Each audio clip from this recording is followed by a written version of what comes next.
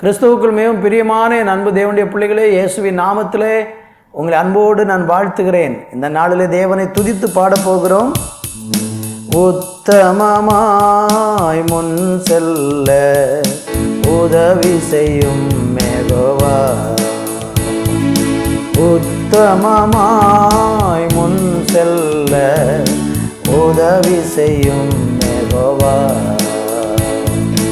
ஊக்கமதை கைவிடாமல் காத்து கொள்ள உதவும், ஊக்கமதை கைவிடாமல் காத்து கொள்ள உதவும், உத்தமமாய் முன் செல்ல உதவி செய்யும் யெகோவா, பலவிதமாம் சோதனைகள் உலகத்தில் எம்மை வருத்தும், சாத்தானின் அக்கினி அஸ்திரங்கள் எண்ணா நேரத்தில் தாக்கும், சாத்தானின் அக்கினி அஸ்திரங்கள் எண்ணா நேரத்தில் தாக்கும், உத்தமமாய் முன் செல்ல உதவி செய்யும் யெகோவா,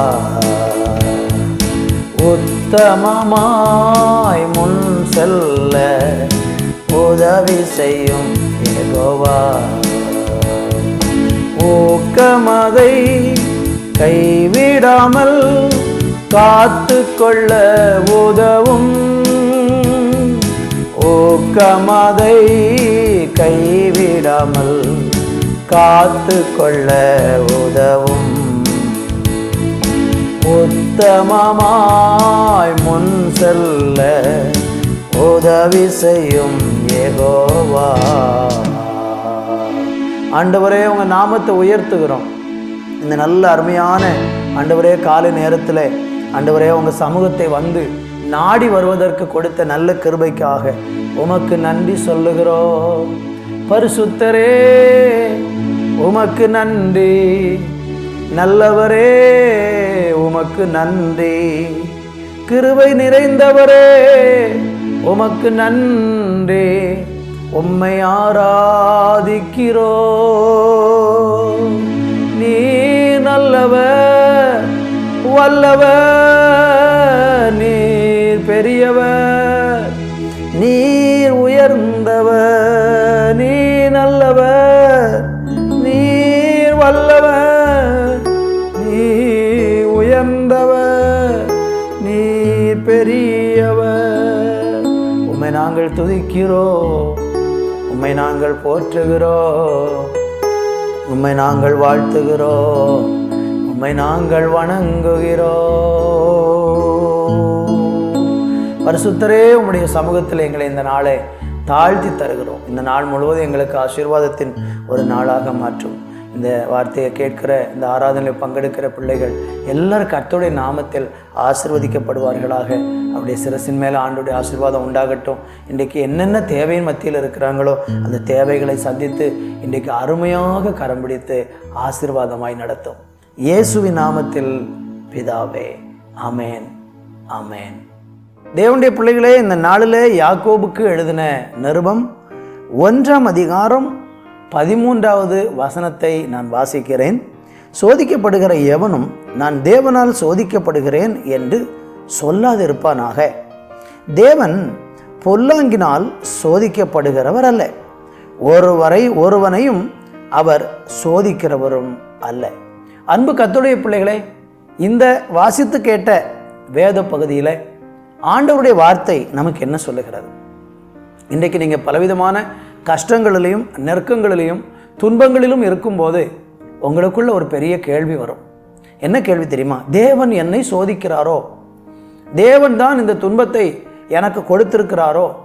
தேவன் தான் இந்த பாடுகளின் வழியாக அல்லது இந்த பாடுகளை என் மேலே வேண்டுமென்றே சுமத்தி இருக்கிறாரோ என்று சொல்லி ஒருவேளை நமக்குள்ள ஒரு எண்ணம் வரலாம். உலகத்தில் அநேக மக்களை பாருங்கள், அவங்க அப்படி தான் சொல்லுவாங்க. ஒரு கஷ்டம் வந்துட்டா கடவுள் என்ன சோதிக்கிறார், கடவுள் தான் அந்த தண்டனையை கொடுத்துட்டார், கடவுள் தான் என்னை இப்படி ஆக்கிட்டார், கடவுள் தான் என்ன தரித்திரர் ஆக்கிட்டார்னு சொல்லி அநேக மனிதர்கள் புரிந்து கொள்ளாமல் தேவன் மேலே பழி போடுறாங்க. ஆனால் வேத புஸ்தகத்தில் நீங்கள் வாசிக்கும் பொழுது ஆண்டவராகி இயேசு கிறிஸ்து இந்த பூமியில் ஊழியத்திற்கு வந்த பொழுது அவரை சோதிக்கும்படியாக பிசாசு இயேசு ஞானஸ்நானம் பெற்று கரையேறி அவர் ஞானஸ்நானம் பெற்று ஊழியத்தை தொடங்குறதான நேரத்தில் பிசாசு என்ன செய்கிறான்? சோதனைக்காரனாக வருகிறான். அங்கே வேதம் அவனை சோதனைக்காரன் என்று சொல்லப்பட்டிருக்கிறது. நீங்கள் மத்தேயு சுவிசேஷம் 4ஆம் அதிகாரத்தில் படித்து பாருங்கள். அங்கே பிசாசை சோதனைக்காரன் என்று ஆண்டவர் சொல்லுகிறார். அவன் எப்படி சோதிக்கிறான் தெரியுமா? பிசாசு தீங்குனால சோதிக்கிறான், தீமைகளை கொடுத்து சோதிக்கிறான், அழிவை கொண்டு வந்து சோதிக்கிறான், கொடுமையான வியாதிகளை கொண்டு வந்து, பயத்தை கொண்டு வந்து, பலவிதமான திகில்களையும் வேதனைகளையும் கொண்டு வந்து ஒரு மனிதனை பிசாசு சோதிக்கிறான். ஆனால் ஆண்டவர் அப்படி நம்மளை தீமையினால சோதிக்கிறவர் அல்ல. நீங்கள் ஆதியாகமம் புத்தகம் 22ஆம் அதிகாரத்தில் படித்து பார்த்தீர்கள். அங்கே ஆபிரகாமை தேவன் சோதித்தார் என்று சொல்லப்பட்டிருக்கிறது. அப்போ பிசாசு சோதிக்கிறதற்கும் தேவன் சோதிப்பதற்கும் வித்தியாசம் இருக்கிறது.